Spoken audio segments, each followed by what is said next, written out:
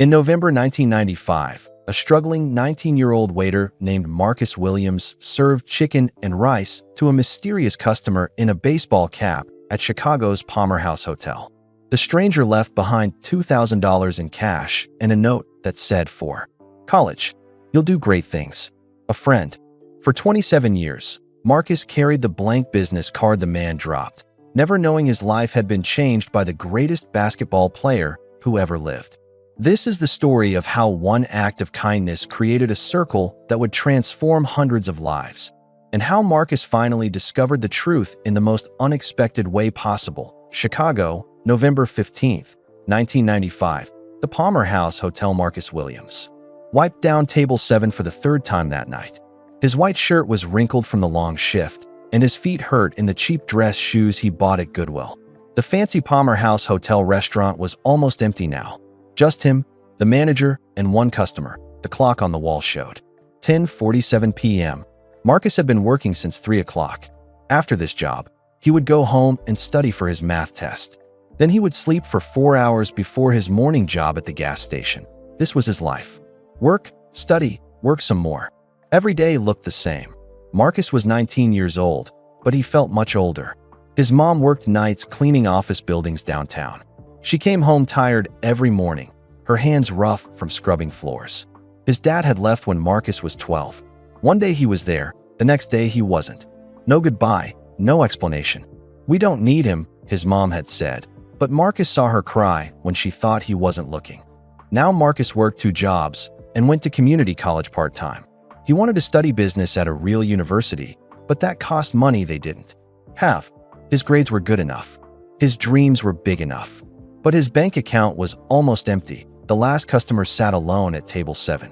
He wore a baseball cap pulled low over his face and a simple black jacket. Marcus couldn't see him very well, but he looked tall, really tall. The man had been sitting there for an hour, eating slowly. He ordered simple food, grilled chicken, white rice, and water. No wine, no fancy sauce, no dessert. Marcus liked customers who didn't make extra work, but something about this man seemed different. He sat very straight, like an athlete. His shoulders were wide under the jacket. When he moved his hands, Marcus noticed they were huge. Long fingers, big palms. Marcus walked over with the coffee pot. "More water, sir?" The man looked up, and Marcus saw kind eyes under the cap. "Sure, thanks." His voice was deep and quiet. He seemed tired, but not the same tired that Marcus felt. This was a different kind of tired, like he was carrying something heavy in his mind. "You work here every night?" the man asked. "Most nights," Marcus said, pouring the water. "I have another job during the day." The man nodded slowly. "That's a lot of work for someone your age." Marcus shrugged. "Got to pay for school somehow." "What are you studying?" "Business." "Well, trying to study business. I'm at the community college now, but I want to go to DePaul University." "That's where you learn real business." "DePaul's a good school," the man said. "You play sports?" Marcus felt his chest tighten. This was always a hard question. "I used to play basketball. Had to quit junior year to work more hours." The man's face changed. Something sad crossed his eyes. "You were good. Good enough for the school team. Maybe good enough for college ball. But..." Marcus stopped talking. Why was he telling this? Stranger his problems. "But you had to choose," the man finished. "Yeah, had to choose." They stood there for a moment, not talking. The restaurant was very quiet. Marcus could hear the dishwasher running in the kitchen and cars passing by outside. "Tell me about your family," the man said. Marcus looked around. The manager was in her office doing paperwork. Nobody else was listening. "Just me and my mom. She works real hard. Cleans offices at night, so she can be home when I was little. Now I work nights, and she works nights, so we don't see each other much." "What about your dad?" Marcus's jaw got tight. "He's not around." The man nodded like he understood. "That's hard." "We do okay," Marcus said quickly. He didn't like people feeling sorry for him. "I bet you do. What's your dream? If you could do anything?" Marcus was surprised by the question. Nobody ever asked him about dreams. People asked about work schedules and bill payments and test grades. Not dreams. "I want to study business," Marcus said. "Learn how companies work. Maybe start my own company someday.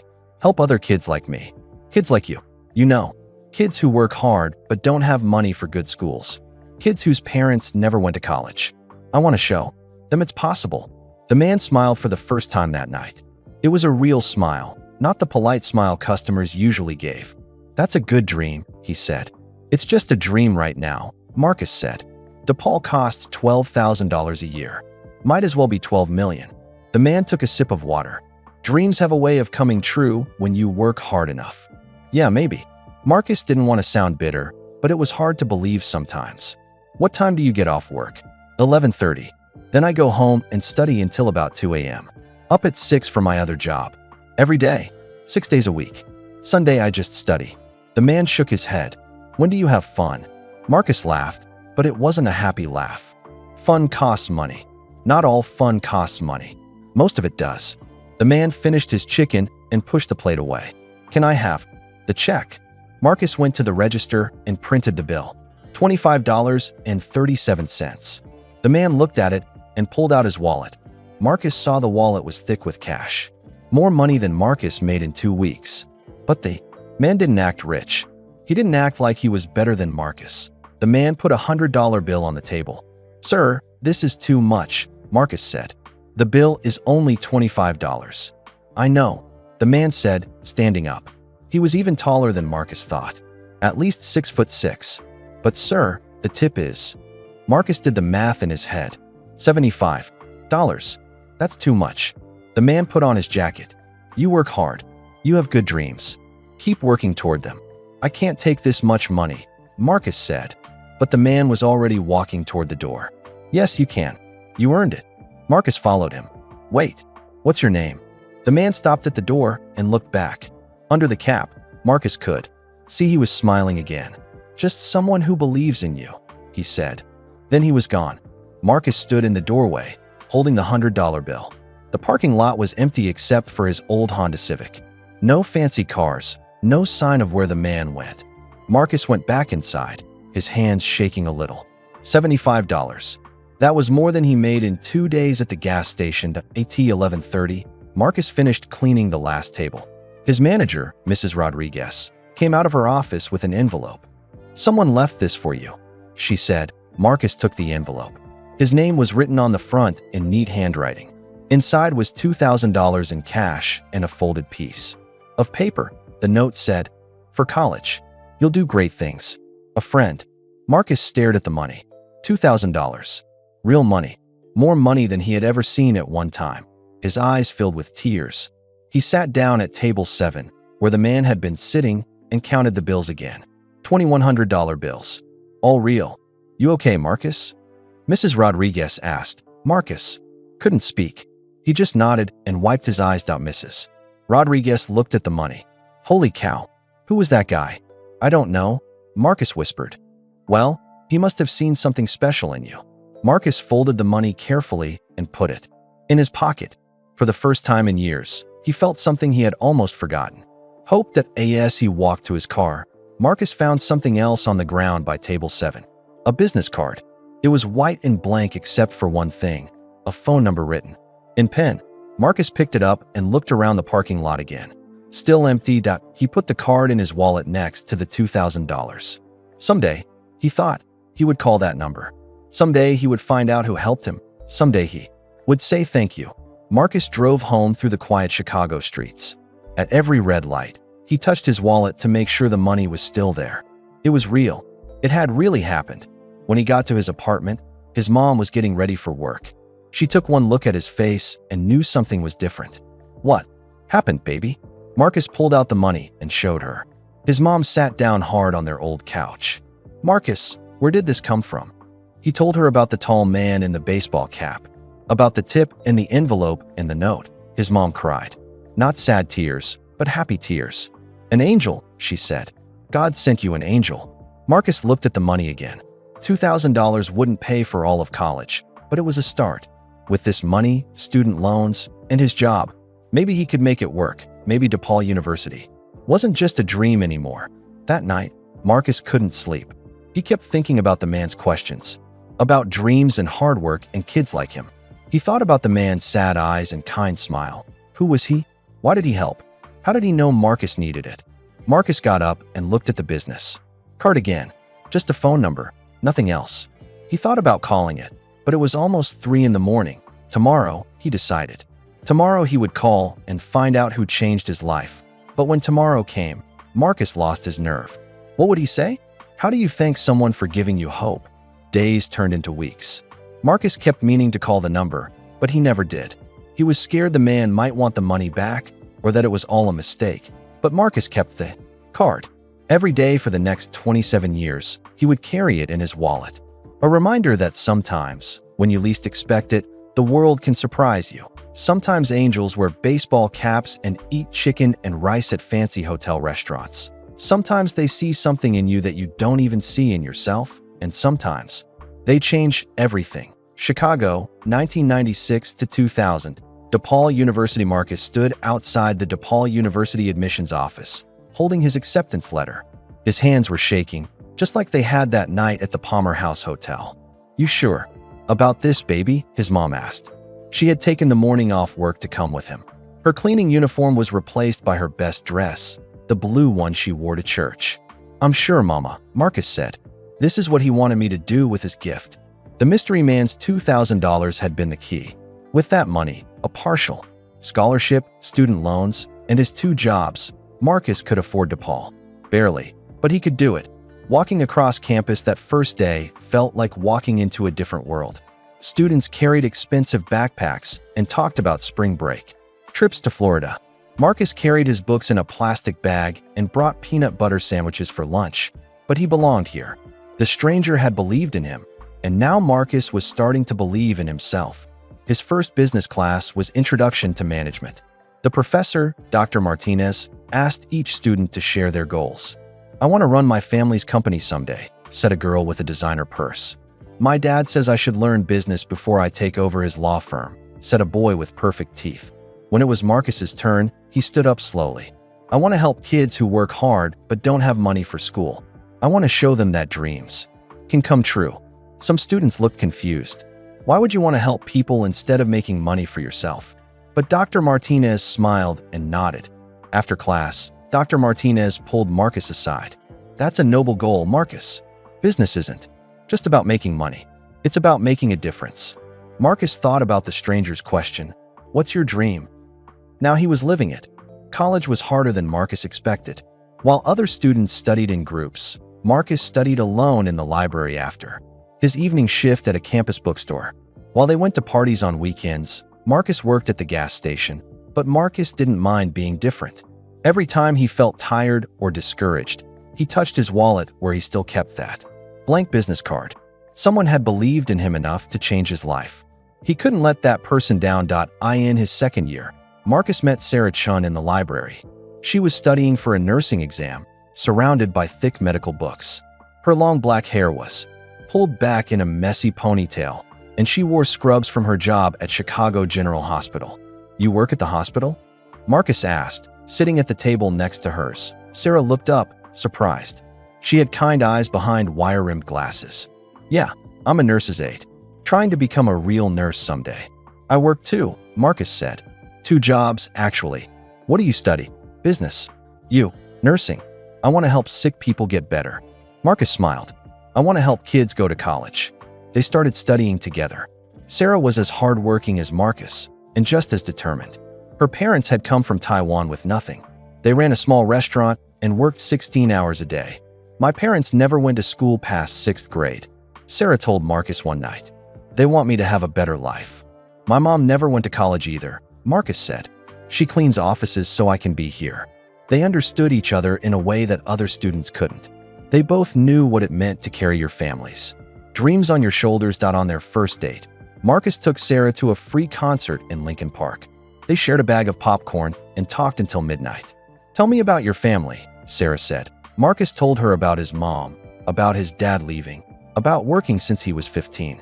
Then he told her about the stranger at the Palmer House Hotel. "Someone you never met just gave you $2,000, Sarah asked. "And changed my whole life," Marcus said. "I keep his business card in my wallet. Someday I want to find him and say thank you." "What if you never find him?" Marcus thought about this. "Then I'll find other ways to say thank you. I'll help other people the way he helped me." Sarah smiled. "That's the most beautiful thing I've ever heard." They were both poor college students, but they were rich in dreams. Their dates were walks by Lake Michigan and study sessions in the library. They ate ramen noodles and shared textbooks. It was the happiest time of Marcus's life. In his third year, Marcus started a small business selling used textbooks to other students. He bought books at the end of each semester and sold them at the beginning of the next one. It wasn't much money, but it helped pay for food and bus fare. "You're a natural businessman," Dr. Martinez told him. "You see opportunities where others see problems." Marcus thought about the stranger again. Had he seen something in Marcus that night? Some spark of potential that even Marcus didn't know he had. During these college years, Marcus watched the Chicago Bulls on television whenever he could. Michael Jordan was the greatest basketball player in the world. Everyone in Chicago loved him. Marcus cheered for number 23 like everyone else, never imagining that this basketball hero had any connection to his own story. The Bulls won championships in 1996, 1997, and 1998. Each time they won, the whole city celebrated. Marcus and Sarah watched the victory parades on TV from their small apartment near campus. "Must be nice to be that successful," Sarah said. "Must be nice to make people that happy," Marcus replied. That in his final year, Marcus's textbook business had grown. He was making enough money to help his mom pay some bills. For the first time in years, she didn't have to work overtime every week. "You did this, baby," she told him. "You took that blessing and made it grow." Marcus graduated from DePaul University in May 2000. He was the first person in his family to finish college. His mom cried during the ceremony, just like she had cried the night he showed her the mysterious gift. "That angel who helped you must be so proud," she whispered. After graduation, Marcus looked at his diploma and thought about the journey. 4 years ago, he was a tired waiter with no hope of college. Now he had a business degree and a plan for the future. He still carried the blank business card in his wallet. He had tried calling the number a few times over the years, but it was always disconnected. The mystery man remained a mystery, but Marcus had learned something important during college. Sometimes the best way to say thank you is to pass the gift forward. He opened a savings account and put $50 in it every month. "Someday," he told Sarah, "I'll help someone else the way someone helped me." Sarah had graduated too, with her nursing degree.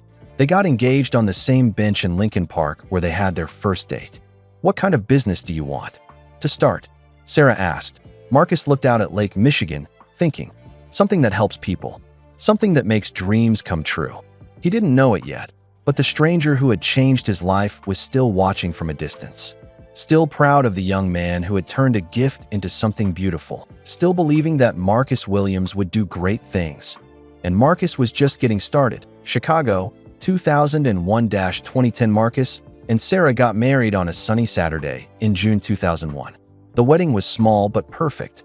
They held it in the community center where Marcus used to play basketball as a kid. His mom cried happy tears.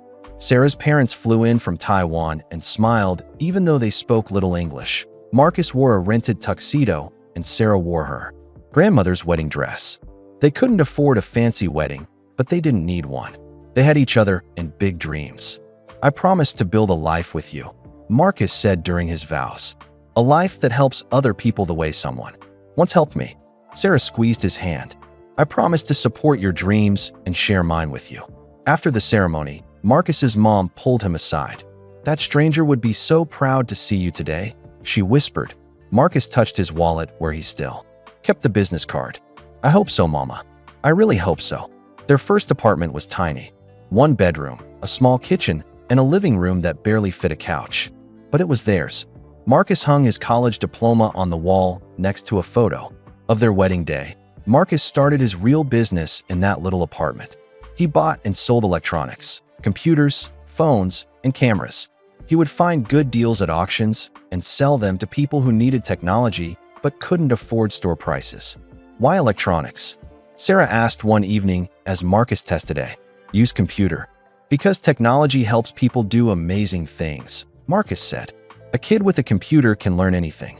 A family with a good phone can stay connected. I'm not just selling gadgets. I'm selling possibilities." Sarah smiled. She was working at Chicago General Hospital now, helping sick children get better. They were both in the business of helping people, just in different ways. Marcus's business grew slowly but steadily. He rented a small storefront on the south side of Chicago. The sign outside read, Williams Electronics, technology for everyone. Marcus treated every customer like family. If someone couldn't afford a computer, he would set up a payment plan. If a student needed a laptop for school, Marcus would find a way to make it work. You're too nice, other business owners told him. You'll never make real money that way. But Marcus wasn't trying to get rich. He was trying to build something that mattered. Every month, Marcus still put $50 in his special savings account. The account he called his Angel Fund. By 2003, he had saved over $1,000. When will you use it? Sarah asked. When I find the right person to help, Marcus said. That person turned out to be closer than he thought. Maria Santos worked at the coffee shop next to Marcus's store. She was 18 years old and went to community college at night. Marcus saw her studying between customers, her textbooks spread out by the coffee machine. One day, Marcus overheard Maria talking to her manager. I'm sorry, Mr. Peterson. I know. I asked for more hours, but my financial aid got cut. I need to work more to pay for school. I wish I could help, Maria, but business is slow. Maria's shoulders dropped. Marcus watched her wipe tears from her eyes when she thought no one was looking. That night, Marcus talked to Sarah about Maria.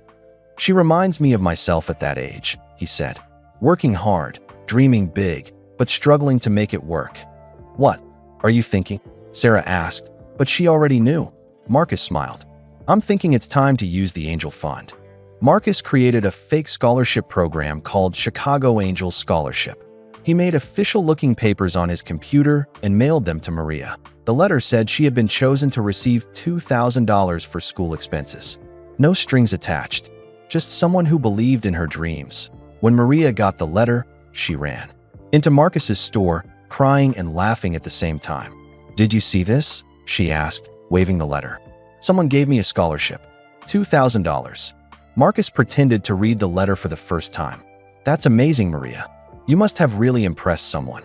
But I never applied for this scholarship. I don't understand. Sometimes good things happen when you work hard and stay hopeful, Marcus said. Thinking about his own mysterious gift, Maria hugged the letter to her chest. I can stay in school now. I can become a teacher like I always wanted. Marcus felt the same joy he had felt that night at the Palmer House Hotel. The joy of having someone believe in your dreams. Over the next few years, Marcus's business continued to grow. He opened a second store, then a third. Sarah got promoted to head nurse in the children's ward. They were doing well, but they never forgot where they came from. In 2005, their daughter Emma was born. She had Sarah's dark hair and Marcus's bright smile. Marcus held her in the hospital and made a promise. Emma, your daddy's going to build a world where every kid has a chance to follow their dreams. 2 years later, their son Jake was born. He was curious about everything, always reaching for things just out of his grasp. Just like his daddy, Sarah laughed. Marcus loved being a father. Every night, he told Emma and Jake bedtime stories. Not fairy tales about princes and castles, but real stories about kindness and hard work. Once upon a time, Marcus would begin. There was a young man who worked very hard but didn't have much money. Then one day, a stranger helped him in a wonderful way. What did the stranger do, Daddy? Emma would ask. He showed the young man that dreams can come true if you believe in them. Did the young man ever find the stranger? Marcus would touch his wallet where the business card still lived. Not yet, sweetie. But he never stopped being grateful. As the children grew, Marcus continued his secret scholarship program. After Maria, he helped David Kim, a young man who stocked shelves at night and studied engineering during the day. Then Lisa Rodriguez, who wanted to be a doctor but couldn't afford medical school preparation classes. Each time, Marcus created the same story, the Chicago Angels Scholarship Program. Each time, he felt the joy of giving someone hope. Sarah always helped him choose who to help next. What about that girl at the grocery store? She would suggest. She's always reading textbooks while she works. By 2009, Marcus had helped 8 young people go to college. None of them knew who really paid for their scholarships. They only knew that someone believed in them. That same year, Marcus's mom got sick. Diabetes and high blood pressure from years of hard work and stress. For a while, the doctors weren't sure she would get better. Marcus sat by her hospital bed, holding her hand. You're going to be okay, Mama. We can afford the best doctors now. Everything's going to be fine. His mom squeezed his hand weakly. You did good, baby. You took that blessing and made it grow into something beautiful. Thanks to good medical care they could afford because of the life that mysterious gift had helped build, Marcus's mom got better. She moved into a nice apartment near Marcus and Sarah, where she could see her grandchildren every day. That angel is still watching over us, she told Marcus. Marcus thought about this often. Was the stranger still out there somewhere?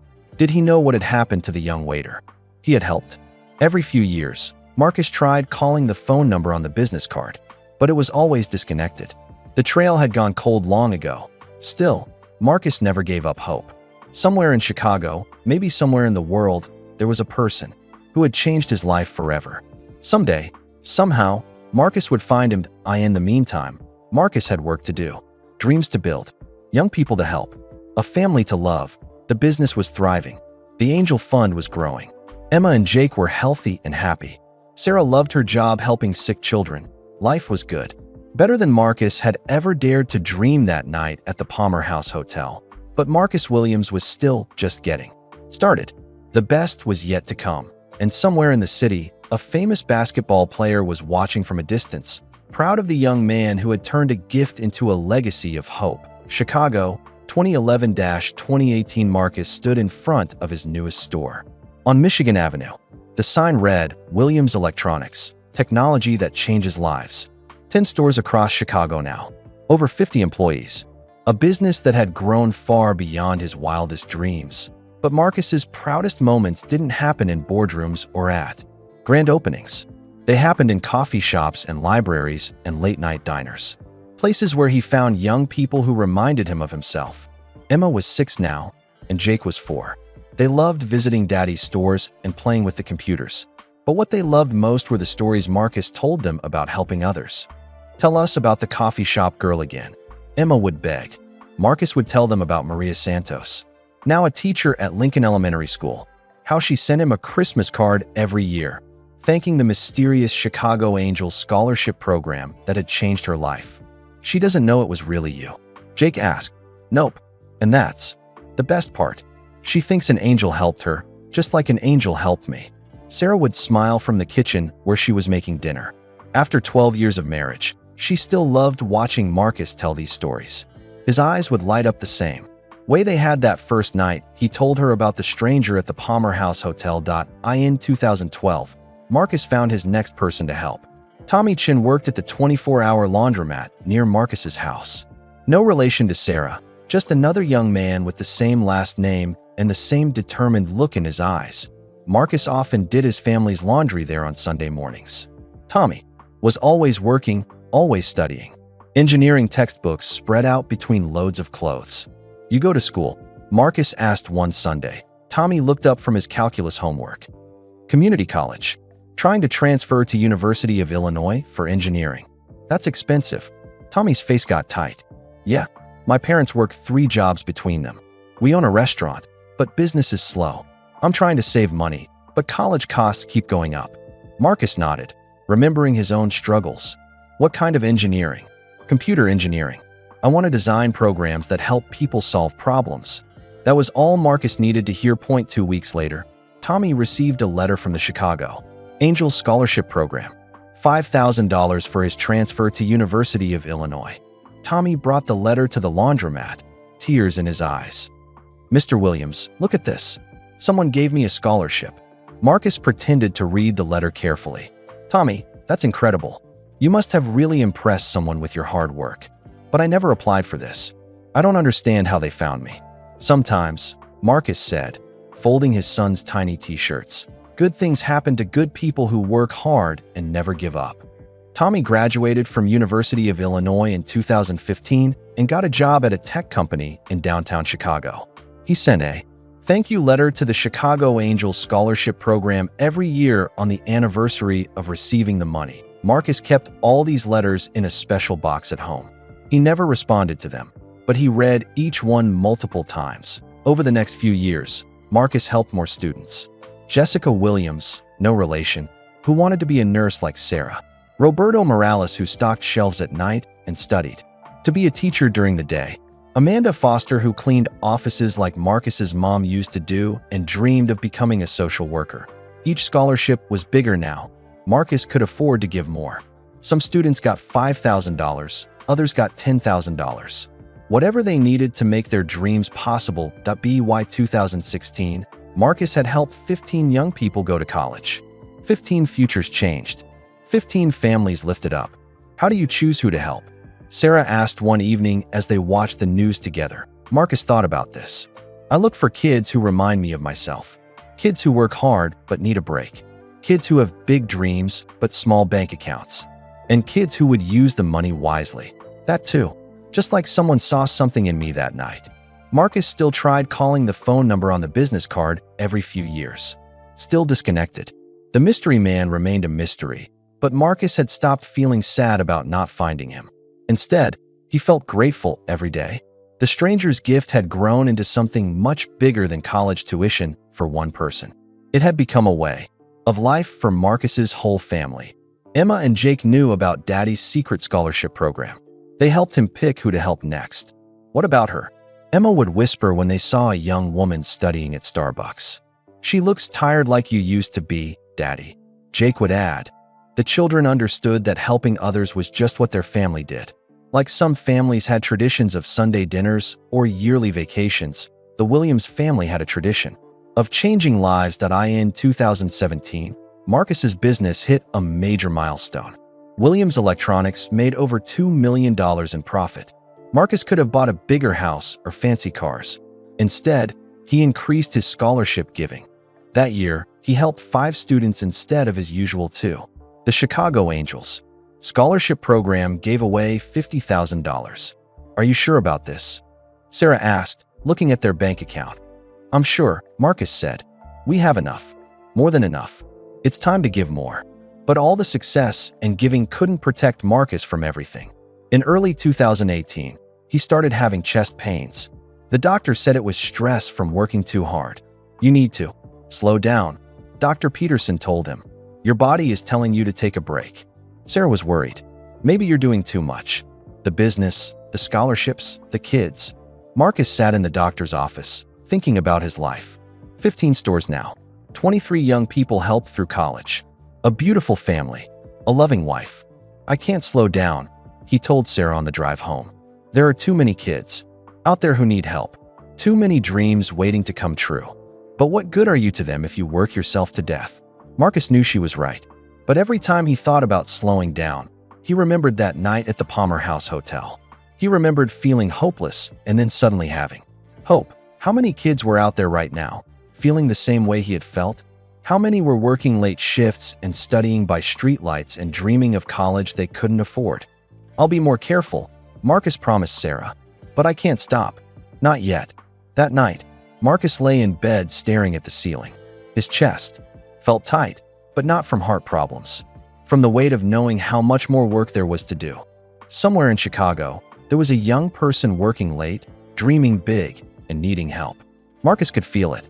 The same way that stranger had somehow felt his need that night 23 years ago. Marcus reached for his wallet on the nightstand and pulled out the old business card. Still blank except for that disconnected phone number. Still a mystery, after all these years. I wish I could find you, Marcus whispered to the card. I wish I could show you what your kindness became. Outside his window, the city lights twinkled like stars. Somewhere out there, Marcus's scholarship recipients were living their dreams. Maria was teaching children. Tommy was designing computer programs. Jessica was helping sick people get better. And somewhere out there, maybe the mystery man was still living too. Still proud of the young waiter who had turned one night of kindness into a lifetime of giving. Marcus fell asleep holding the business card, not knowing that in just 4 years, he would finally get the chance to say thank you. The circle was about to close in the most amazing way possible. Chicago, March 8, 2022. Marcus stood behind the counter of his flagship store on Michigan Avenue, checking inventory on his computer. Emma was 17 now, almost ready for college herself. Jake was 14 and played basketball at his high school. The years had been good to the Williams family. The chest pains had gotten better after Marcus finally listened to Sarah and hired a general manager for his stores. He still worked hard, but not the crazy hours that had nearly killed him. The Chicago Angels scholarship program was bigger than ever. Last year, Marcus had helped 8 students with a total of $80,000. 27 young people had gone to college because of the mystery man's original gift at the Palmer House Hotel. Marcus was thinking about this when his phone rang. Unknown number. He almost didn't answer, probably another sales call. Williams. Electronics, this is Marcus. Is this Marcus Williams? A woman asked. Her voice was professional but friendly. Yes, speaking. This might sound very strange, but did you work at the Palmer House Hotel restaurant in 1995? Marcus's hand froze on the phone. His heart started beating fast. In 27 years, no one had ever asked him that question. Yes, he said slowly. Yes, I did. Who is this? My name is Jennifer Walsh. I work for Michael Jordan. Mr. Jordan would like to meet with you. The phone slipped in Marcus's sweaty hand. He almost dropped it. Michael Jordan, he repeated. The basketball player? Yes, sir. He has something very important to discuss with you. Are you available to come to his office tomorrow at 2 p.m.? Marcus's mind was spinning. Michael Jordan? The greatest basketball player who ever lived? Why would he want to meet a small business owner from Chicago? Ah, yes. I mean, of course. But can you tell me what this is about?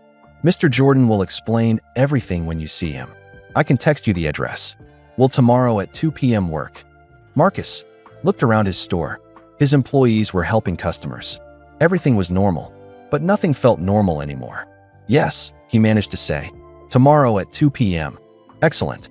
Mr. Jordan is looking forward to meeting you, Marcus. The line went dead. Marcus stared at his phone like it might explode. Michael Jordan wanted to meet with him. Michael Jordan knew he had worked at the Palmer House Hotel in 1995. But how? And why? Marcus's heart was pounding so hard he had to sit down. His manager, Tony, came over looking worried. You okay, boss? You look like you saw a ghost. I think I might have, Marcus whispered.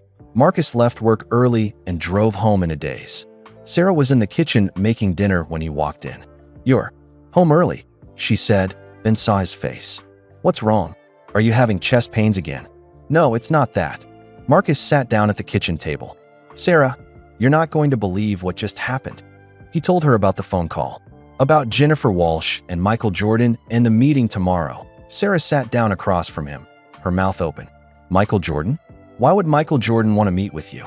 I don't know. But Sarah, she asked about the Palmer House Hotel. She knew I worked there in 1995. Sarah's eyes got wide. You think this is about? Marcus pulled out his wallet and took out the old business card. Still blank except for that phone number that had been disconnected for years. What if it's him? Marcus whispered. What if Michael Jordan is the mystery man who helped me? But that's impossible. Why would Michael Jordan be eating alone in a hotel restaurant? He's famous. People would have recognized him. Marcus thought about this.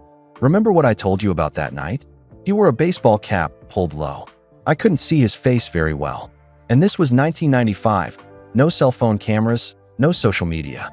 Maybe he could eat somewhere without being noticed. Sarah reached across the table and took his hand. Marcus, even if it's not him, this is incredible. Michael Jordan wants to meet you. That's amazing all by itself. But Marcus knew in his heart it was more than that. The timing was too perfect. The question about the Palmer House Hotel was too specific. After 27 years of wondering, after 27 years of carrying that business card, the answer was finally coming. That night, Marcus couldn't sleep. He lay in bed staring at the ceiling, thinking about everything that had happened since that November night in 1995. College, marriage, children, business success. 27 young people helped through the scholarship program. All because a stranger in a baseball cap had believed in him. What if that stranger was Michael Jordan?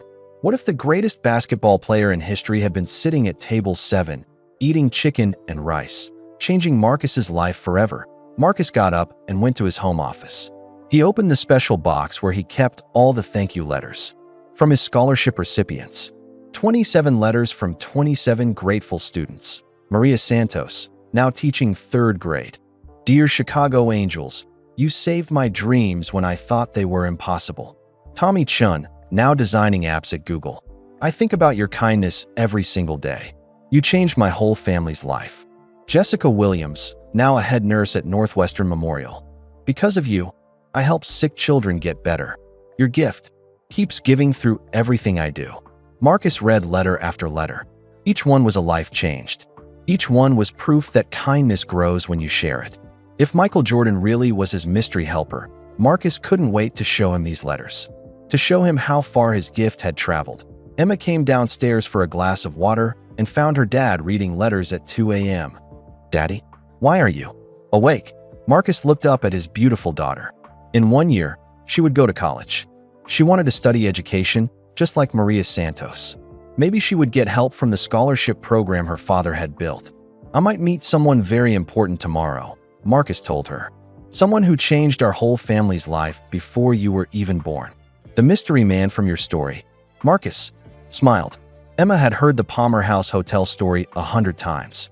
"Maybe. I think maybe." Emma sat down next to her father. "Are you scared?" "A little."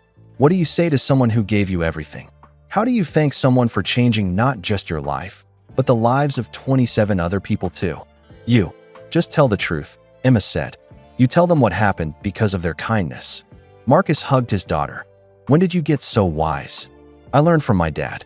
He taught me that kindness is the most important thing in the world." The next morning came slowly. Marcus put on his best suit, the same one he wore to business meetings and his children's school events. Sarah helped him pick out a tie. "You look perfect," she said, straightening his collar. "Just remember, whatever happens today, you've already made that person proud. Look at what you've built from their gift." Marcus kissed his wife goodbye and drove toward downtown Chicago, toward answers he had been waiting 27 years to hear, toward a meeting with the man who might have saved his life with chicken, rice, and $2,000 in cash. The circle was about to close, and Marcus Williams was finally going to say thank you. Chicago, March 9th, 2022. Jordan Brand office. Marcus arrived at the Jordan Brand office 30 minutes early. He sat in his car in the parking lot, trying to calm his nerves. The building was impressive, all glass and steel, with the famous Jordan logo displayed proudly near the entrance. His hands were shaking again, just like they had 27 years ago when he found that envelope of money. Marcus looked at himself in the rearview mirror. Gray was starting to show in his hair, lines around his eyes from years of hard work and laughter with his children. He was not the scared 19-year-old waiter anymore. He was a successful businessman, a loving husband, a proud father. But right now, he felt exactly like that young man who had served chicken and rice to a stranger in a baseball CAP at exactly 1:55 p.m. Marcus walked into the building. The lobby was filled with basketball memorabilia, championship trophies, signed jerseys, photos of Michael Jordan making impossible shots. Marcus felt like he was walking through a museum of greatness. "Mr. Williams?" A woman approached him. She was about 40, with kind eyes and a warm smile. "I'm Jennifer Walsh. Thank you so much for coming." "Thank you for calling," Marcus said, his voice more nervous than he wanted it to be. Jennifer led him through hallways lined with more photos and awards. Marcus saw pictures of Jordan with presidents, celebrities, and world leaders. What could a man this famous possibly want with him? They stopped outside a wooden door with a simple nameplate. "Michael Jordan, Chairman. He's waiting for you," Jennifer said, knocking softly. "Come in," called a deep voice from inside. Jennifer opened the door, and Marcus stepped into the office. It was large, but not flashy. A big desk, comfortable chairs, and windows overlooking downtown Chicago. Behind the desk sat the most famous athlete in the world. Michael Jordan stood up and walked around his desk. He was still tall and athletic at 59, but his hair was gray now. He wore a simple black suit and moved with the same grace Marcus remembered from watching him play basketball. But there was something else, something familiar about the way he walked, something that made Marcus's heart skip a beat. "Marcus," Jordan said, extending his hand. "Thank you for coming. I've been looking forward to this for a very long time." Marcus shook the offered hand. Those fingers were still long and strong, just like the hands he had noticed that night at table 7. "Mr. Jordan, it's an honor to meet you. But I have to ask, why did you want to see me?" Jordan smiled, and suddenly Marcus was back in the Palmer House Hotel restaurant. That same gentle smile, that same look of kindness in his eyes. "Please, sit down," Jordan said, gesturing to a chair across from his desk. "Do you remember November 15th, 1995? Marcus felt the world stop spinning around him. "The Palmer House." Jordan nodded slowly. "Table 7. You were working the late shift. I ordered grilled chicken, white rice, and water. Marcus's eyes filled with tears. After 27 years of wondering, after carrying that business card in his wallet through everything, college, marriage, starting his business, raising his children, he finally had his answer. "It was you," Marcus whispered. "It was me," Jordan said softly. Marcus put his face in his hands and cried. Not sad tears, but tears of relief and joy and gratitude. All the emotions he had been carrying for nearly 3 decades came pouring out. Jordan waited patiently, understanding that this moment needed time. Finally, Marcus looked up. "Why? Why were you there that night? Why did you help me?" Jordan leaned back in his chair, his own eyes getting misty. "Marcus, that was one of the hardest times in my life. I had just come back to basketball after trying to play baseball. Everyone expected me to be perfect, to pick up right where I left off. But I was struggling. I felt lost." Marcus listened, amazed. Michael Jordan, the greatest player ever, had felt lost? "I went to that restaurant to be alone," Jordan continued. "To think, to try to figure out who I was if I wasn't the basketball player everyone expected me to be. But you seemed so calm that night." Jordan smiled. "You reminded me of something I had forgotten. You treated me like a regular person, not like Michael Jordan the celebrity, just like a customer who needed a meal. I didn't know who you were. The baseball cap covered your face. That was the point. But Marcus, you did something more important than serve me food. You talked to me about real things. Your dreams, your family, your hope for the future. You reminded me why I loved helping people." Marcus was crying again. "I told you I wanted to help kids like me someday. You did. And in that moment, sitting in that restaurant feeling sorry for myself, you reminded me what really mattered. It wasn't about basketball or fame or money. It was about using whatever gifts you have to help other people." Jordan reached into his desk drawer and pulled out a thick folder. "Marcus, I've been following your story for 27 years. He opened the folder and spread out newspaper clippings, photos, and printed articles. Marcus saw his wedding announcement from the Chicago Tribune, a business article about Williams Electronics, a photo of him at a community event. "You kept track of me all this time. I had to know," Jordan said. "I had to see if that young man, with big dreams, would make them come true." Marcus looked through the papers, amazed. There was an article about his mom's recovery from her illness, a photo of Emma at a school science fair, even a mention of his scholarship program in a community newsletter. "I'm so proud of you," Jordan said, his voice thick with emotion. "You became exactly who I thought you could be that night. But why didn't you ever reach out? Why wait until now?" Jordan smiled. "Because you needed to become who you were supposed to be first. If I had told you who I was back then, you might have felt like you owed me something. Instead, you owed it to yourself and to your own dreams." Marcus pulled out his wallet with shaking hands. He removed the old business card, creased and worn, from 27 years of being carried everywhere. "I've had this since that night. I tried calling the number so many times." Jordan looked at the card and laughed. "That was my private line back then. I changed it years ago for security reasons. But Marcus, I kept the other half." Jordan opened his desk drawer again and pulled out another piece of paper. It was the other half of the same business card, with his old handwriting on it. "Marcus Williams, Palmer House, November 15th, 1995, never forget." Marcus stared at the matching pieces. "You wrote down my name?" "I wrote down everything about that night. Because you changed my life just as much as I changed yours." "I changed your life? How?" Jordan stood up and walked to the window overlooking the city. "Marcus, I was thinking about retiring that night. I was tired of the pressure, tired of everyone's expectations. I felt empty despite all my success." He turned back to Marcus.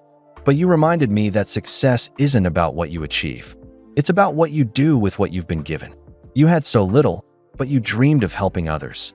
I had so much, but I had forgotten why it mattered." "What do you mean?" "I came back the next season and played some of the best basketball of my career. We won 3 more championships. But more importantly, I started really thinking about how to use my platform to help people. Your words that night, about wanting to help kids like you, they stayed with me." Marcus was speechless. And then, Jordan continued, sitting back down. "When I found out about your scholarship program 5 years ago, I knew I had to get involved." "What do you mean?" Jordan smiled. "Marcus, who do you think has been secretly funding the Chicago Angels scholarship program for the past 5 years?" "Marcus, Felt like he couldn't breathe. What? When my people told me about a businessman in Chicago quietly helping kids go to college, and when they said his name was Marcus Williams, I had to investigate. When I confirmed it was you, the same young man from the Palmer house, I knew. The circle was still growing. You've been funding my scholarship program, partially, through a foundation that doesn't use my name. Marcus, together we've actually helped 47 young people go to college, not just the 27 you know about. Marcus put his head in his hands again. 47 lives changed. 47 futures made possible. All because of one night when two strangers met in a hotel restaurant. There's one more thing, Jordan said gently. Marcus looked up, wondering how this day could possibly hold any more surprises. Jordan reached into his desk one final time and pulled out something. That made Marcus gasp. The IT was the other half of that business card. But this piece had writing on it too. Writing that Marcus had never seen before. But what? Marcus managed to ask. Jordan handed him the card. On it, in his own handwriting from 1995, Jordan had written, "For Elizabeth Williams, a promise kept." Marcus stared at the name, his heart stopping completely. Elizabeth Williams was your aunt, wasn't she? Jordan asked softly, and with those words, the last piece of the puzzle fell into place. Chicago, March 9th, 2022. Jordan Brand office. Marcus stared at the business card with Elizabeth Williams's name written on it. His hands were shaking so hard, he could barely hold the paper. Elizabeth Williams, he whispered. How do you know that name? Jordan's face was gentle but serious. Marcus, do you remember what you told me that night about your biggest dream? Marcus tried to think back through his tears. I said I wanted to help kids like me go to college. That's what you said second, Jordan corrected softly. Do you remember what you said first? Marcus closed his eyes, trying to remember. That night felt like a lifetime ago, but also like yesterday. I said. Marcus paused, the memory coming back slowly. I said I wanted to meet my hero someday. And who was your hero? Marcus's eyes flew open. I told you about a teacher who started a scholarship program for poor kids in Chicago. The first one ever. Back in 1987. Jordan nodded. Elizabeth Williams. But how could you possibly know that? I barely knew anything about her myself. Jordan leaned forward in his chair. Marcus, after that night with you, I couldn't stop thinking about what you said. You talked about this teacher who helped kids like you, but you seemed sad when you mentioned her. I was sad. She was my father's sister, my aunt, but I never got to meet her. Why not? Marcus felt the old pain in his chest. My dad left when I was 12.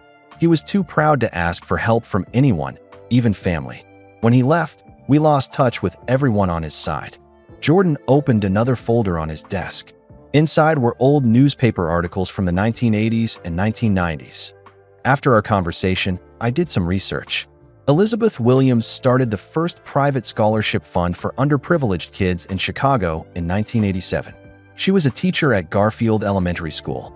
Marcus looked at the newspaper clippings. There were photos of a woman who looked like his father. The same eyes, the same determined expression. She helped 12 kids go to college before she died in 1994, Jordan continued. Just 1 year before we met. She died in 1994. Marcus felt like crying again. I never knew. Marcus, there's more. I found records showing that Elizabeth tried to contact your family in 1993. She wanted to help with your education costs. Jordan pulled out a photocopy of an old letter. The address was Marcus's old apartment, but the letter was marked "Return to Sender." Your father sent it back unopened, Jordan said gently. Marcus read the letter through his tears. Dear Marcus, you don't know me, but I'm your Aunt Elizabeth, your father's sister. I heard through old friends that you're a good student who works hard. I've started a scholarship program to help kids like you go to college. I would be honored to help my own nephew achieve his dreams. Please call me. Love. Aunt Elizabeth. She tried to help me, Marcus whispered. She tried to help me directly, and my dad was too proud to let her. That's why what you told me that night hit me so hard, Jordan said. You were talking about your hero, a woman who helped kids go to college, and you didn't even know she was your aunt. You didn't know she had tried to help you personally. Marcus was crying openly now. So when you helped me, I was carrying on your family's tradition. Elizabeth Williams was helping kids like you years before I ever thought about it. When I met you, and you told me your name was Williams, and you talked about wanting to help others, I knew I had to look into it. Jordan stood up and walked around his desk to sit in the chair next to Marcus.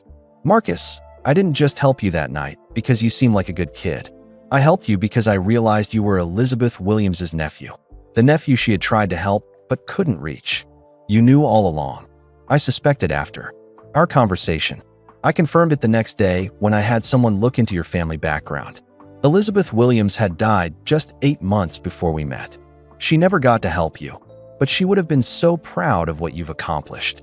Marcus looked at all the papers spread across Jordan's desk. His whole life story was there, but now it included pieces he had never known about. "There's something else," Jordan said softly. "Something I think will make you very happy." He pulled out one more folder. This one was newer, with recent photos and documents. "Do you remember Carlos Morales? One of your scholarship recipients from 2019. Marcus nodded. "He wanted to be a teacher. Reminded me a lot of myself. Carlos is now teaching at Garfield Elementary School, the same school where your Aunt Elizabeth taught." Marcus's jaw dropped. "What? He doesn't know the connection."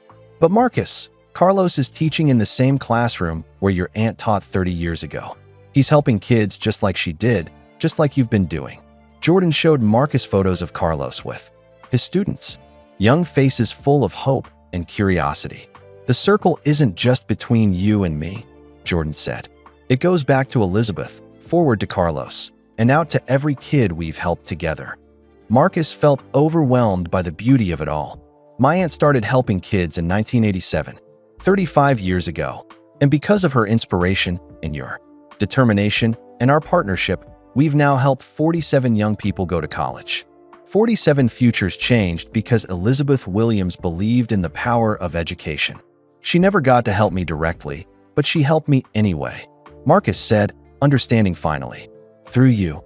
Through all of us. Marcus, your aunt may have died before she could meet you, but her legacy lives on in everything you've done. Every scholarship you've given, every kid you've helped. That's Elizabeth Williams's dream continuing to grow." Jordan reached into his desk one last time and pulled out a small wooden box. "I've been saving this for the right moment," he said, handing it to Marcus. Inside the box was a gold pin. It was simple but beautiful, with the words Elizabeth Williams Foundation engraved on it. "What is this?" Marcus asked. "A proposal," Jordan said with a smile. "I want us to make our partnership official. I want to start a Rayall Foundation in your aunt's name. Together, we can help hundreds of kids, not just dozens." Marcus stared at the pin, thinking about his aunt who had died never knowing if her work mattered. Thinking about all the young people they had already helped. Thinking about all the kids still out there who needed hope. "Elizabeth would have loved this," Marcus said. "She would have loved you," Jordan replied. "She would have been so proud of the man you became. You turned out exactly like her, someone who uses their gifts to lift others up." Marcus put the pin back in the box carefully. "When do we start?" Jordan grinned.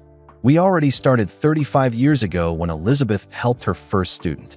We continued 27 years ago when we met. We're just making it official. Now, the Elizabeth Williams Foundation," Marcus said, testing how it sounded. "Has a nice ring to it, doesn't it?" Marcus thought about calling Sarah to tell her everything. About telling Emma and Jake that their family's tradition of helping others went back even farther than they knew. About visiting Garfield Elementary School to see the classroom where his aunt had taught. But first, he had something important to do. Marcus stood up and walked over to Michael Jordan. This man who had saved his life, who had believed in his dreams, who had kept his aunt's legacy alive without even being asked. "Thank you," Marcus said, hugging the man who had been a mystery for 27 years. "Thank you for everything." "Thank you," Jordan replied, hugging him back. "Thank you for reminding me what really matters." When they broke apart, both men were smiling through their tears. The circle was complete, but it was also just beginning. Chicago, March 9th, 2022. Evening. Marcus drove home through the familiar streets of Chicago, but everything looked different. Now, the city lights seemed brighter. The lake looked more beautiful. Even the traffic didn't bother him. In the passenger seat sat a folder full of documents about the Elizabeth Williams Foundation. Next to it was the small wooden box with the gold pin. But most importantly, Marcus finally had answers to questions he had carried for 27 years. His phone had been buzzing with texts from Sarah. "How did it go? Are you okay? Call me when you can. Marcus pulled into his driveway and sat in the car for a moment. Through the kitchen window, he could see his family waiting for him. Sarah was pacing back and forth. Emma was doing homework at the table but kept looking toward the door. Jake was pretending to watch TV, but Marcus could tell he was listening. For the car, they had been waiting all day to hear about the meeting. Now Marcus had to figure out how to explain that their whole family history was different than they thought. Marcus walked through the front door carrying the folder and the box. His family surrounded him immediately. "Dad," Emma jumped up from her homework. "Was it really him? Was it Michael Jordan? How do you feel?" Sarah asked, studying his face carefully. "You look different." Jake paused his video game. "Did you get to meet the greatest basketball player ever?" Marcus sat down in his favorite chair and looked at his family. Where should he even begin? "Yes, it was Michael Jordan," he said slowly. "And yes, he was the man who helped me at the Palmer House Hotel in 1995. Sarah sat down hard on the couch. "I can't believe it. Michael Jordan was your mystery helper all along." "But that's not the most amazing part," Marcus continued. He opened the folder and pulled out the newspaper clippings about Elizabeth Williams. "Kids, did you know you had a great aunt named Elizabeth?" Emma and Jake looked confused. "Great aunt?" Emma asked. "Your grandfather's sister. She died before you were born, before I even met your mom. But she was doing something very special. Before she died." Marcus showed them the old articles about Elizabeth's scholarship program, about the kids she helped in the 1980s and early 1990s. "She was helping students go to college 35 years ago," Marcus explained. "Our family has been in the business of changing lives for over 3 decades. Sarah picked up one of the photos of Elizabeth.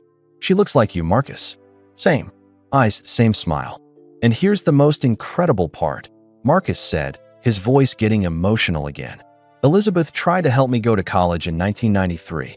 She sent a letter offering to pay for my education." "What happened?" Jake asked.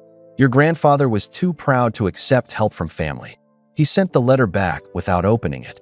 Sarah gasped. "She tried to help you directly?" "Yes. And when Michael Jordan met me 2 years later, and I told him about wanting to help kids like the teacher who started the first scholarship program in Chicago, he realized I was talking about my own aunt."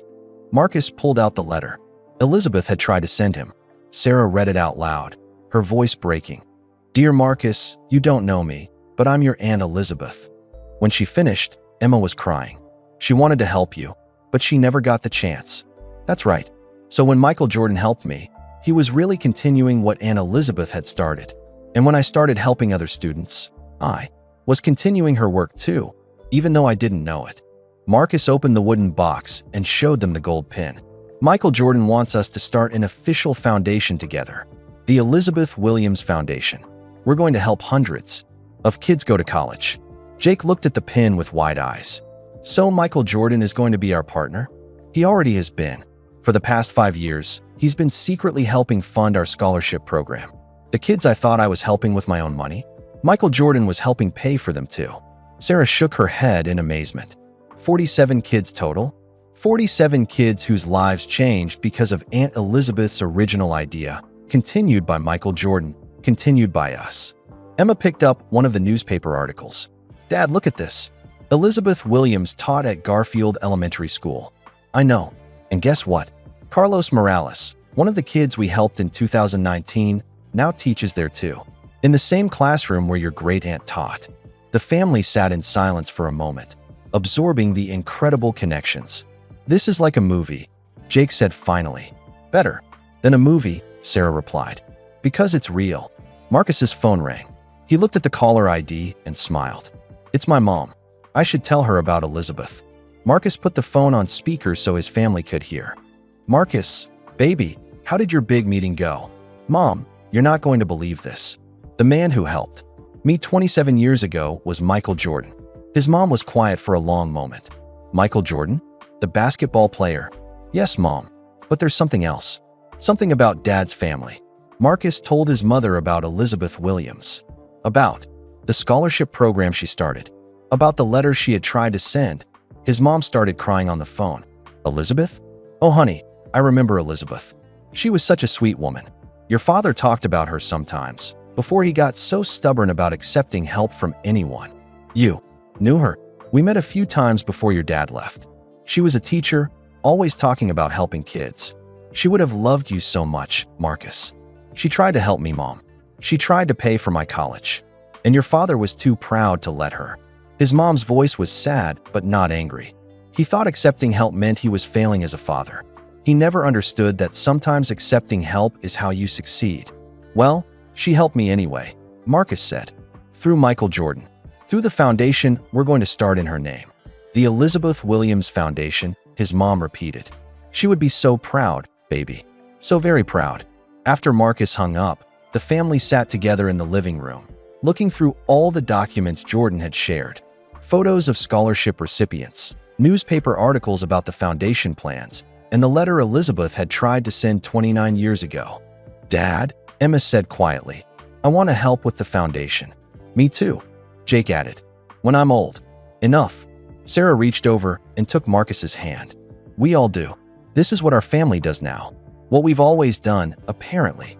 Marcus looked around at his family. His beautiful wife who supported every dream he'd ever had. His brilliant daughter who would start college next year. His curious son who saw the world as full of possibilities. "You know what the best part is?" Marcus said. "What?" Sarah asked. "Aunt Elizabeth never got to see if her work mattered. She died not knowing if those 12 kids she helped would help other kids someday. But they did. And we did. And now hundreds more will." Marcus picked up the old business card. Both halves now reunited. 27 years of carrying this mystery around, and now he finally understood the whole story. "Tomorrow I'm going to call Garfield Elementary School," he said. "I want to see the classroom where Aunt Elizabeth taught. I want to meet Carlos and tell him he's teaching in his scholarship donor's old room. Can we come with you?" Emma asked. "Of course. This is a family story now." Sarah looked at her husband with eyes full of love and pride. "You know what I think?" "What?" "I think Elizabeth Williams has been watching over you this whole time. First through Michael Jordan, then through your own success, and now through this foundation. She never got to help you directly, but she's been helping you all along." Marcus smiled, thinking about the aunt he had never met but who had shaped his entire life. "Maybe you're right. Maybe angels don't always come in the form you expect. Sometimes they wear basketball caps and eat chicken and rice," Jake said, remembering his father's old stories. "And sometimes they're teachers who die before you get to meet them, but whose love finds a way to reach you anyway," Emma added. Marcus hugged his children close. Tomorrow would bring new challenges and new opportunities. The Elizabeth Williams Foundation would need to be organized. Students would need to be chosen. Lives would need to be changed.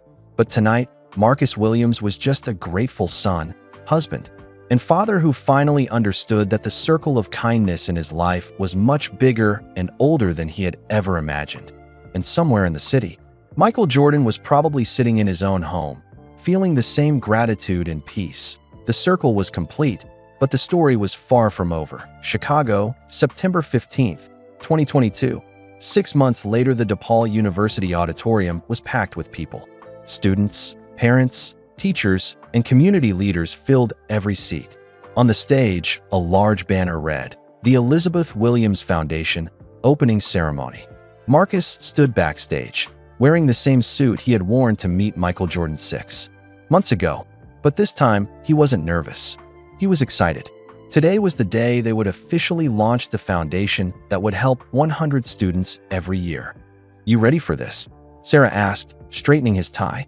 She wore a beautiful blue dress and the Elizabeth Williams Foundation pin on her lapel. "I've been ready for this my whole life," Marcus replied. "I just didn't know it until now." Emma and Jake stood nearby, also wearing foundation pins. Emma would start at DePaul University next month, studying education just like her great-aunt Elizabeth had. She planned to become a teacher and eventually work with the foundation. "Dad, look how many people came," Jake said, peeking through the stage curtain. Marcus looked out at the audience. In the front row sat his mom, wiping happy tears from her eyes. Next to her was Carlos Morales, the young man who now taught in Elizabeth's old classroom at Garfield Elementary School. Marcus had visited Carlos 3 months ago and told him the whole story. Carlos had cried when he learned that his scholarship had come from Elizabeth Williams's nephew and that he was now teaching in her old room. "It's like she's still helping kids through me," Carlos had said. "Through all of us." Also in the front row were some of the 47 students Marcus and Jordan had helped over the years. Maria Santos, now a principal. Tommy Chun, who had started his own technology company. Jessica Williams, head of nursing at Northwestern Memorial Hospital. Each of them thought they were here to celebrate a new foundation. None of them knew they were really here to celebrate the continuation of a circle that had started 35 years ago. "Ladies and gentlemen," the announcer called out, "please welcome Marcus Williams and Michael Jordan." The audience erupted in applause. Marcus and Jordan walked onto the stage together, and the cheering got even louder. Jordan stepped up to the microphone first. Despite being one of the most famous people in the world, he looked genuinely happy to be there.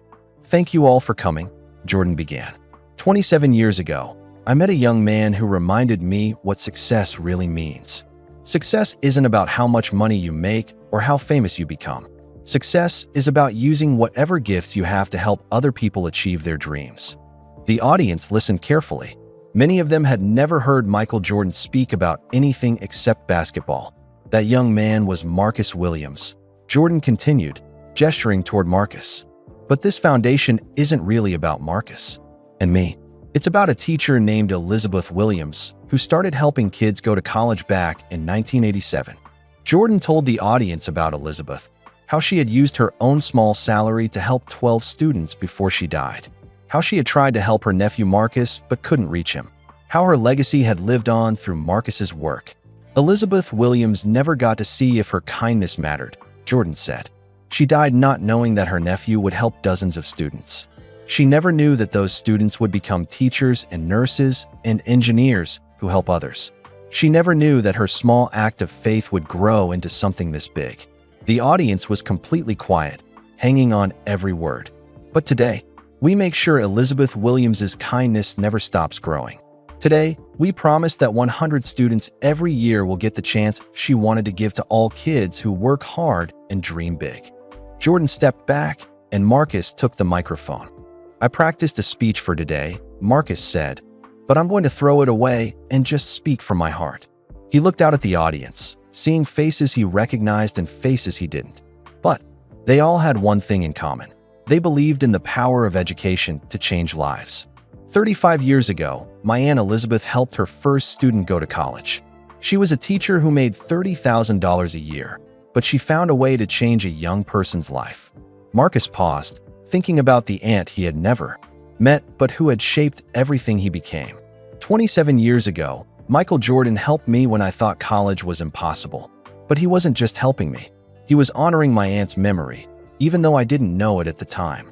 Marcus pulled out the old business card, now framed and hanging around his neck.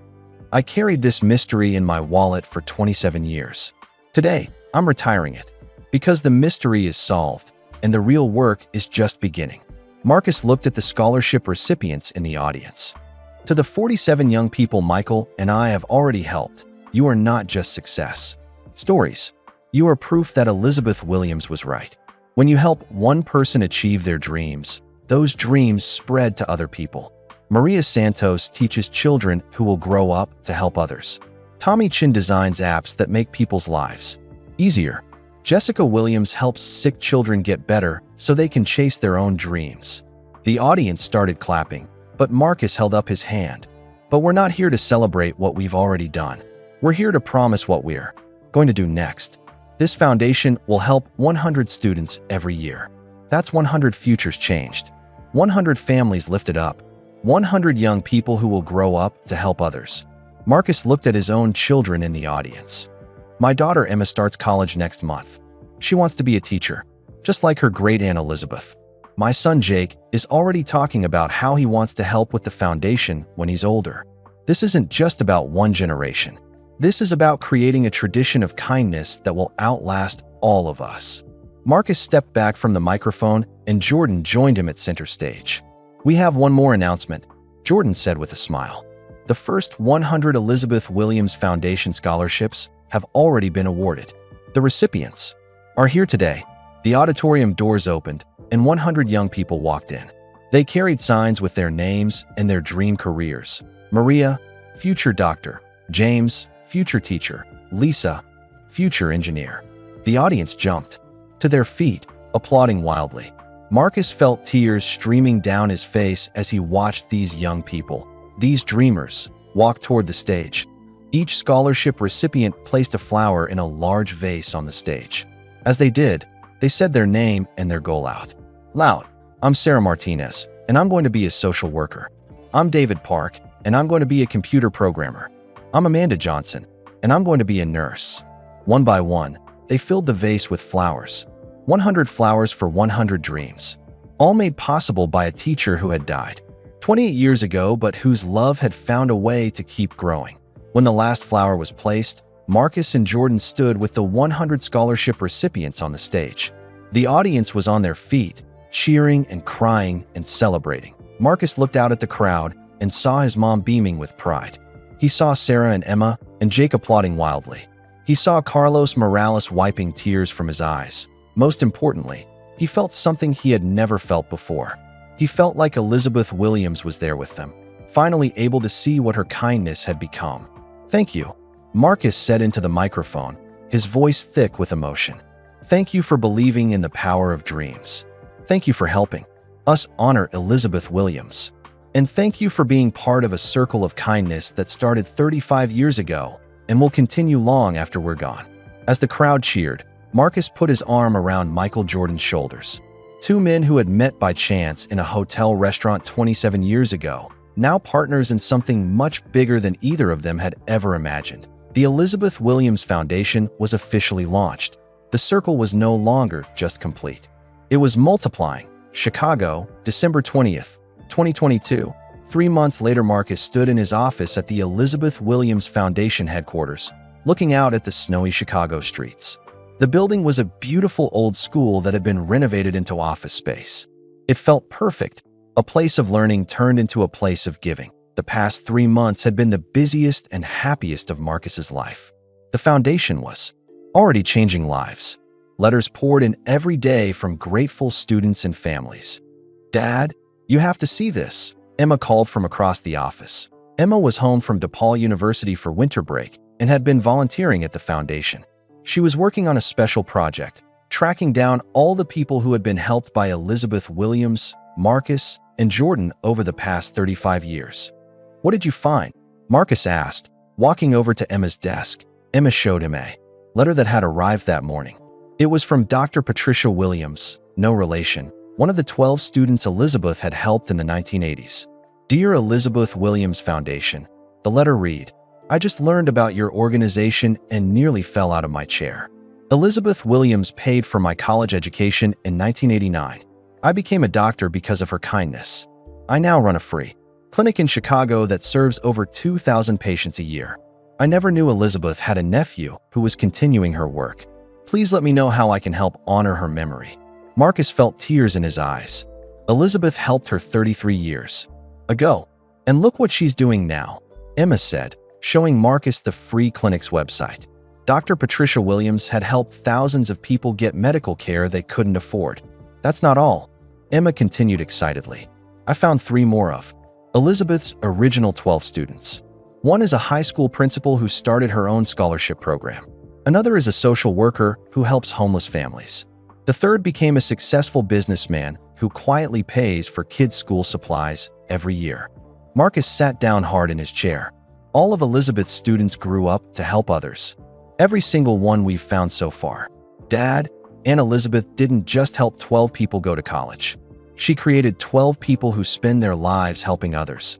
Marcus thought about this.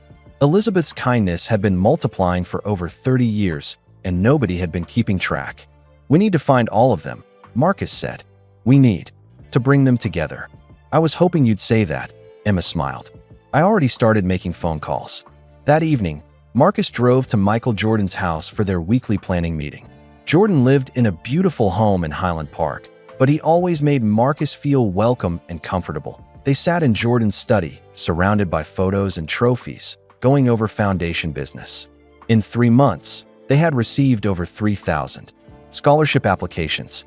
Choosing only 100 students had been one of the hardest things Marcus had ever done. I wish we could help them all, Marcus said, looking at the applications. We will, Jordan replied confidently. Maybe not this year or next year, but eventually. This is just the beginning, Marcus. Jordan pulled out a folder Marcus had never seen before. I have something to show you. I've been working on this for months. Inside the folder were architectural plans for a building. A beautiful, modern structure, with classrooms, computer labs, and meeting spaces. What is this? Marcus asked. The Elizabeth Williams Education Center, Jordan said with a smile. I want to build it next to the foundation headquarters. A place where our scholarship recipients can get tutoring, career counseling, and support throughout college.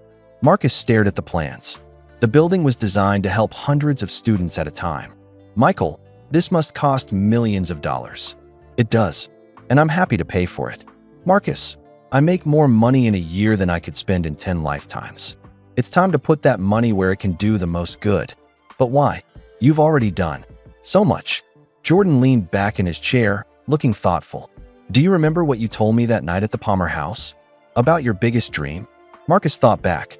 I said I wanted to help kids like me. You said you wanted to prove that dreams can come true, even for kids who don't have much money.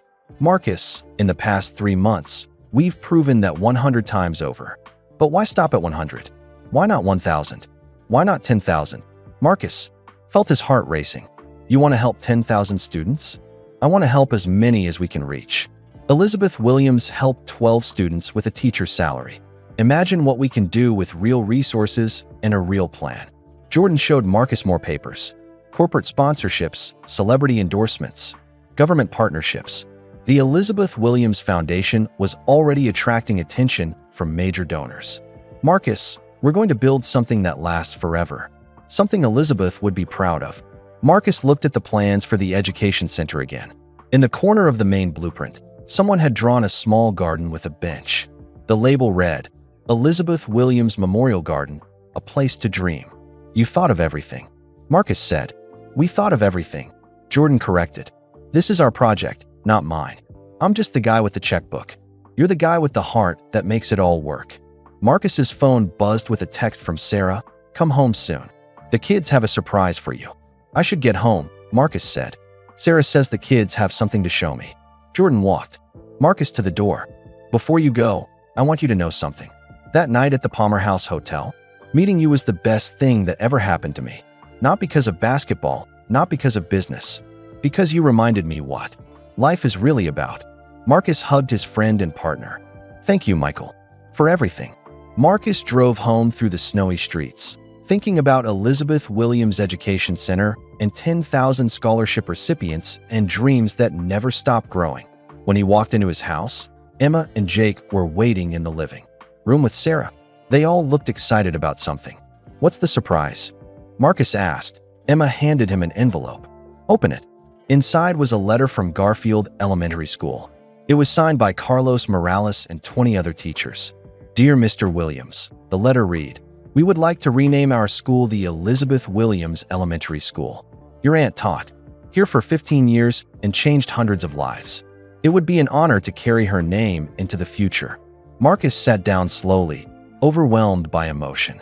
There's more, Jake said, barely able to contain his excitement. Sarah handed Marcus another envelope. This one contained a letter from the mayor of Chicago.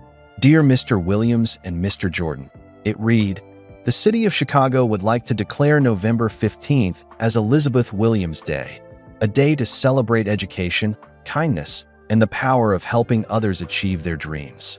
November 15th. The exact date Marcus had met Jordan at the Palmer House Hotel 27 years ago. How did they know about that date? Marcus asked. Emma grinned. I may have mentioned it when I called the mayor's office. Marcus looked around at his family. His brilliant daughter who was following in Elizabeth's footsteps. His curious son who already wanted to help with the foundation. His loving wife who had supported every dream he'd ever had. You know what this means? Marcus said. What? Sarah asked. It means Elizabeth Williams finally gets to see that her kindness mattered. Through the school, through the foundation, through all of us. She gets to see that helping one person really can change the world. Marcus walked over to the window and looked out at the Chicago skyline. Somewhere out there, 100 students were studying late into the night, working toward their dreams. In a few months, 100 more would join them. Dr. Patricia Williams was treating patients at her free clinic. Carlos Morales was teaching children in Elizabeth's old classroom. Maria Santos was helping new teachers find their way, all because a teacher with a small salary had decided to help. One student in 1987, Marcus pulled out his phone and called Jordan. "We need to make the education center bigger," Marcus said when Jordan answered. Jordan laughed. "How much bigger?" "Big enough for all the dreams we're going to help come true." "Now you're thinking like Elizabeth Williams," Jordan said. "Big dreams. Unlimited possibilities." Marcus hung up and rejoined his family in the living room. They spent the evening planning for Elizabeth Williams' Day and talking about the future of the foundation. As the night grew late and the family headed to bed, Marcus stayed downstairs for a few more minutes. He took out the framed business card one last time and looked at it. The mystery was solved. The circle was complete. But the story was just beginning. Somewhere in Chicago, there was a young person working late, dreaming big, and needing help. Just like Marcus had been 27 years ago. Just like the students Elizabeth had helped 35 years ago, the Elizabeth Williams Foundation would find them. The circle would keep growing. And Elizabeth Williams, teacher, dreamer, and believer in the power of education, would finally see that every act of kindness is really just the beginning of something beautiful. Marcus turned off the lights and headed upstairs to his family. Tomorrow would bring new applications, new dreams, and new possibilities. The greatest story ever told isn't about one person helping another. It's about how that help never really ends. That we'd love to know where you're listening from. Drop a comment below and tell us your city or country. If this story touched your heart, please give this video a like. It really helps us reach more people who need to hear stories of hope and kindness. And don't forget to subscribe to our channel for more incredible true stories that will inspire and amaze you. We share tales of ordinary people doing extraordinary things, just like Marcus and the mysterious stranger who changed his life. Most importantly, please share this video with your friends and family. In a world that sometimes feels divided, stories like this remind us of our shared humanity and the power we all have to make a difference in someone's life. You never know, your small act of kindness today might be the beginning of someone else's amazing journey. Who knows? Maybe you'll be the mysterious stranger who changes a life, or maybe someone will change yours. That's the beautiful thing about kindness. It never really ends. Thanks for listening. And remember, every dream deserves a chance.